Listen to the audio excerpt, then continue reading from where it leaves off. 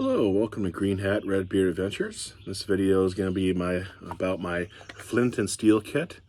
I carry a flint and steel kit in almost every one of my backpacks, so I'm sure somebody's probably going to call me out on the fact that, why does this look so brand new?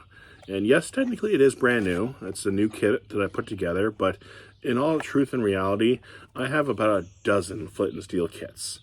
And that's ranging from other Altoid style tin containers, bigger containers, smaller containers, leather pouches.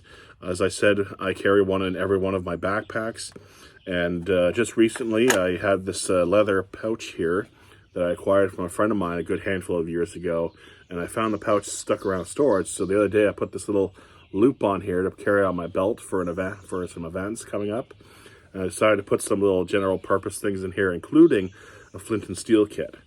So this kit here is the kit that I put into that pouch. I'm going to walk you through this and show you what this is all about. So first and foremost, if you haven't noticed already, right in the O of Altoids, there's a small little hole poked in the top there, and that's for making char cloth.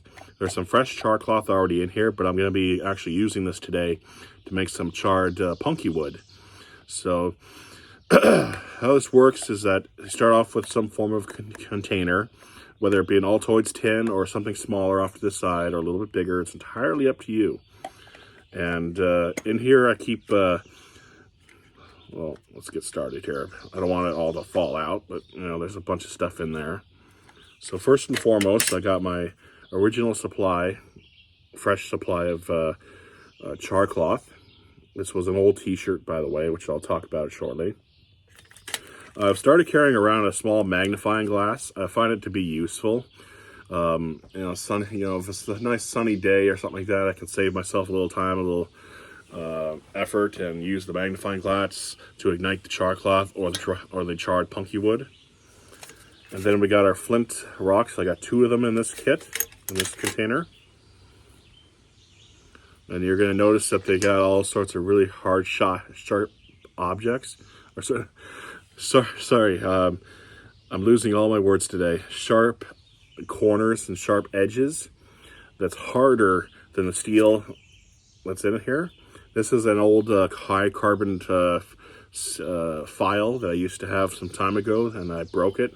So I actually use it for my steel. And how it works is basically you want to have that sharp edge, one of those sharp, you're going to target those sharp edges. You want to hold them upward on a slight upward angle, not quite 45 degrees, but pretty close to it.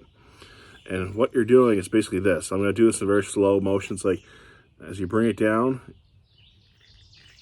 you're basically scraping that sharp edge.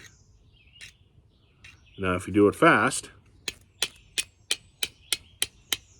see all those nice little tiny sparks?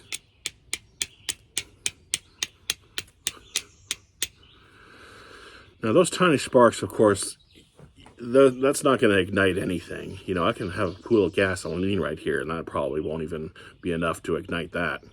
So that's what the char cloth is for. Char cloth here can be anything that's basically 100% cotton. You put it into this container. You're going to need char cloth before you're able to actually make a fire with your flint and steel kit. So that's where the container comes into play. You're going to need to have a fire going already before you can actually ignite this. So what you're going to do is you're going to take something that's 100% cotton. Old jeans work perfectly. Old cotton t-shirts, no matter what the color is, it doesn't matter.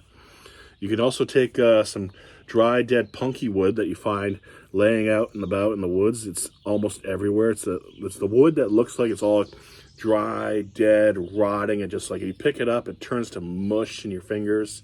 If you get nice and dry pieces, and basically what you do is you put it into your container, put the cloth in there, close it up, and then take the whole thing and just put it right there in the fire. And what you do is basically is that you don't have to poke a hole in the top here, because where the hinges are, there's already tiny holes already there it is. But I find a little hole there works good and doesn't hurt nobody. And I know a lot of other people would also put a hole in there as well. So that allows the gases to escape. And basically there's not enough oxygen inside the container for any of the stuff to ignite. So it almost works like an oven effect. and it cooks your material. So then you leave it in the fire, you'll notice the smoke will start spewing out of that hole. Sometimes a little small little flame about the size of a candle will spew out of it as well. And you leave it in there for roughly about 10 minutes, 12 minutes even. The good thing about this is that there is no overcooking it. You can undercook it, in which case you open it up when it's cool and it looks brown. No, you gotta close it back up, stick it back in the fire. I can leave it in there all day. Once it's cooked, it's cooked. That's the end of it. You know, it won't ignite or anything like that. So, but roughly around 10 to 12 minutes will work just fine. Then you open it up, and no matter what the color of the material was, it'll be black, it'll be sooty. The material would be, you know, you can pull it apart just with absolute ease. And this basically will catch those tiny little sparks to the point of where it'll ignite this. Now, it's not going to ignite and make a fire. It's just going to ignite and make an ember. Just an ember here. So how that works is that this now has a very, very low ignition point, and it catches the ember, that tiny little sparks, so very easily that then you take your, now of course, preparation is key here. You got to have a nice, good, dry bundle of dry dead tinder, like a bird's nest type thing. Jute twine works excellent for this. If you check out a recent video from some time ago, you'll notice that there's a video I talk about how to process jute twine, and that works really good for this. So what you got to do is put it into that jute twine when it's lit, and I'm going to show you, I'm going to demonstrate and show you, and then you just blow it into the flame, and there you go. And you use that to start up your fire. So I'm going to show you now, taking some of this nice char cloth. And what you do is that, I'm right-handed, by the way, so the steel is going to be in my right hand. This is going to be in my left hand.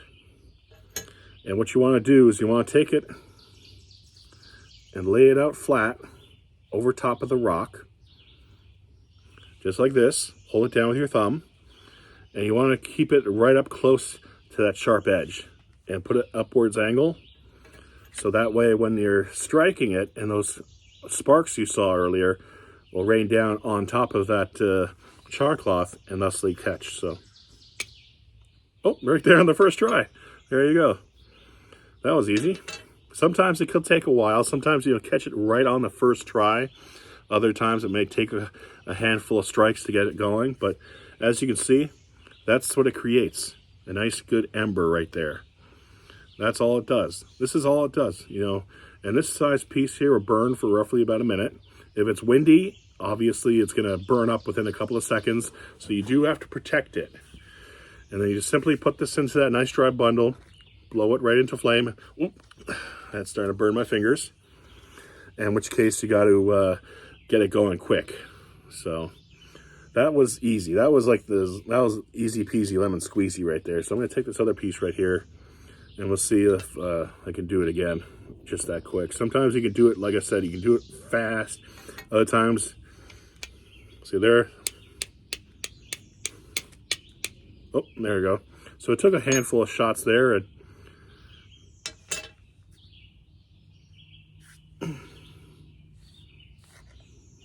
so it took a handful of shots there, but, you know, still managed to get that there going. And like I said before, you stick this right into your tinder bundle, blow it, and it just goes up in flame. So preparation is key here. You know, it's always a good idea to have all your preparations in advance. Get your tinder made up in advance, whether it be your jute twine or your all natural selections that you find in the wilderness. Nice and fluffy, you know, fluffy is nice and key.